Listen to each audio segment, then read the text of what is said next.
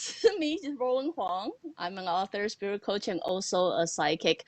I'm very lucky to invite Dana to join my wall and have a live broadcast with you guys. Dana, do you want to introduce yourself or I do?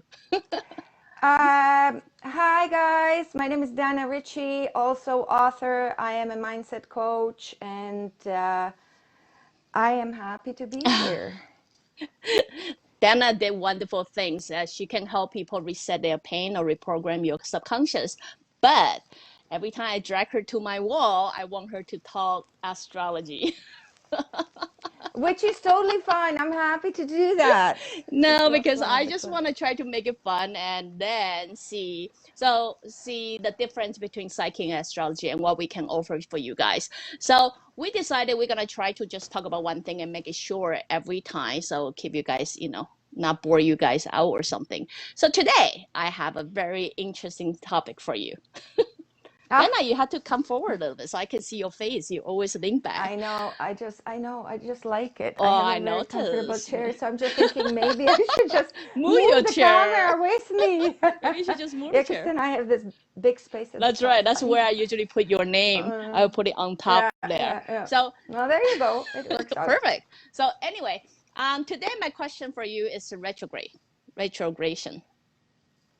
Oh, that's my least favorite, but I will basically explain it in a very simple term. So when something retrogrades, for example, Saturn, and the Saturn cycle is about 2.5 years. So retrograde means that we are going back to revisit what we haven't finished.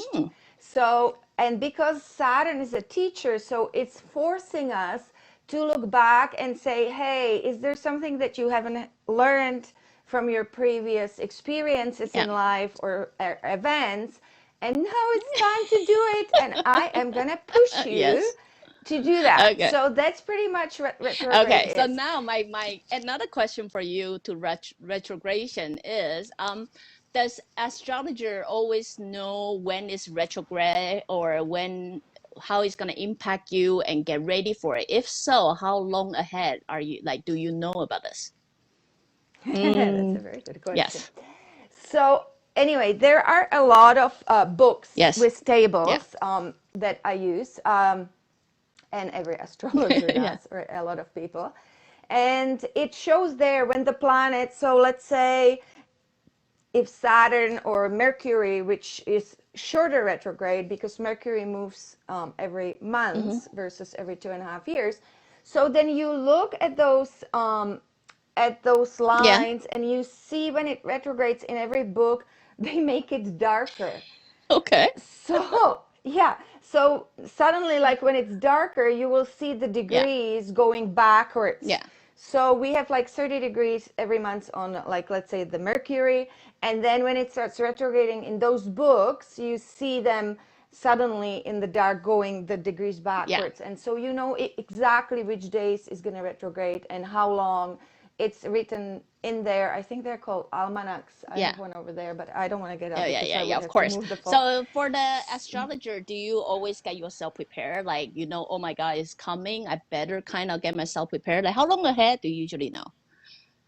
Well, I don't want to speak for us all astrologers because I don't necessarily consider myself astrologer, even though I've done it for 40 years.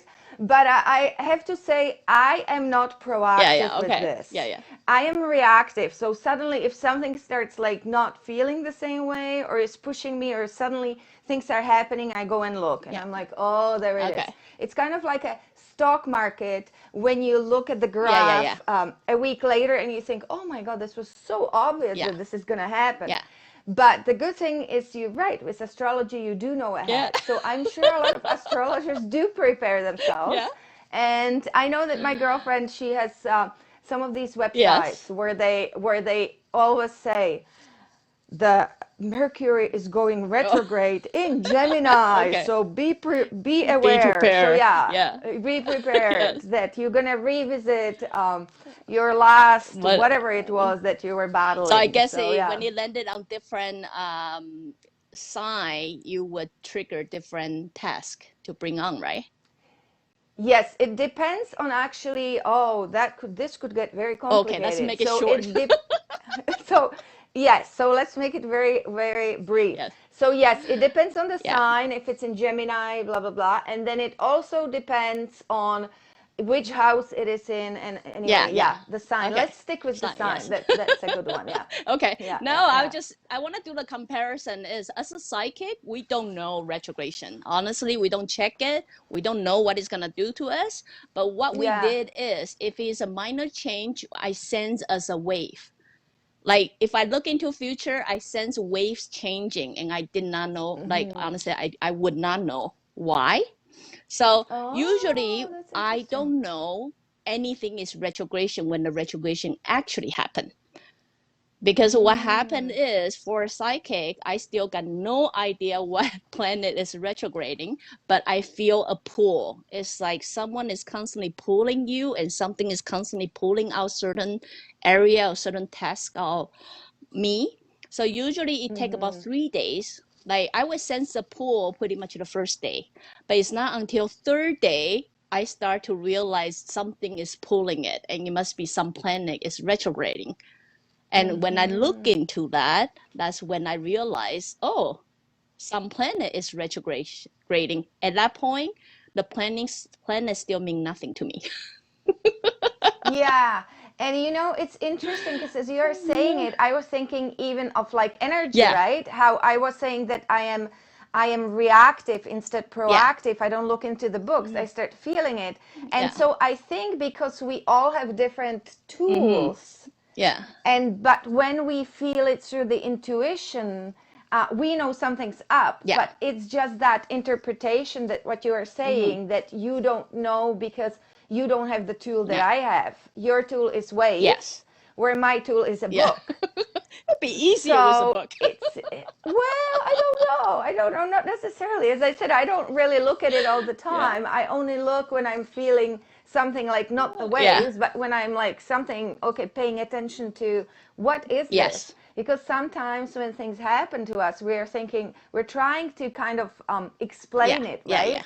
And a lot of times it's the worst thing we can do instead surrendering to it, right? Like if you just say, oh, this must be it. So that's interesting. So that's why I get very interesting this because throughout the years from my study, I realized planet, even though they're so far away, it does impact us in some degree. And I've been wanting to know what's going on. The astrologers got perfect explanation for it, like what I see, right? But for me, honestly, all I feel is, something is pulling. I feel a wave coming down, or I feel something is pulling me up, and I feel certain things are constantly showing up. So how do you react to it? Well, usually for me, I just deal with the task, period. Because it's got whatever task got brought up is obviously something I had to deal with.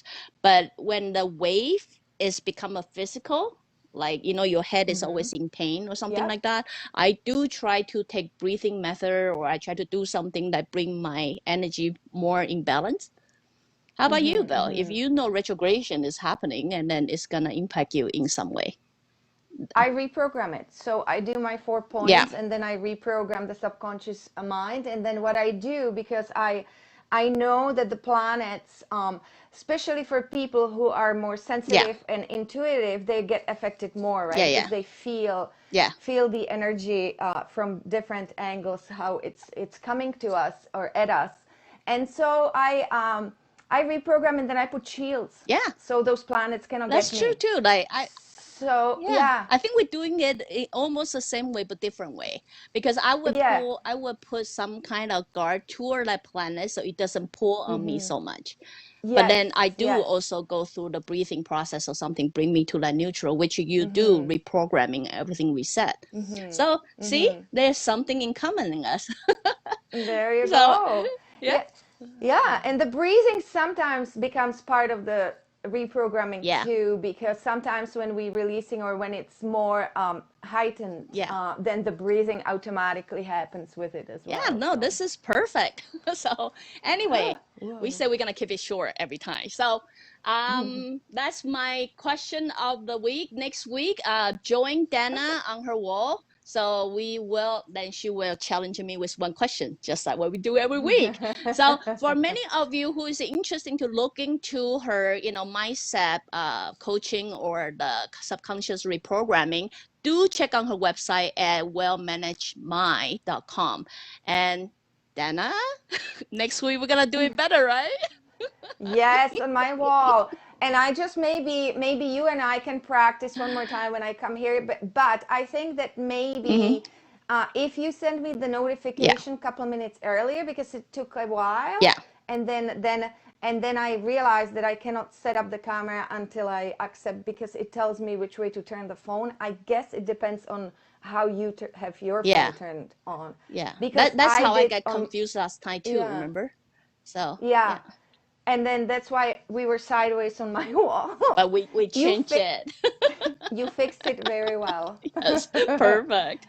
So yeah, anyway, bear with us. Eventually we got super good at this. Eventually, but for till then, bear with us. We're trying. Okay, so we see you guys next week on Dana's wall. That's good. Okay, bye now. Thank you, Bye. Dana. Bye. Bye. Thank you.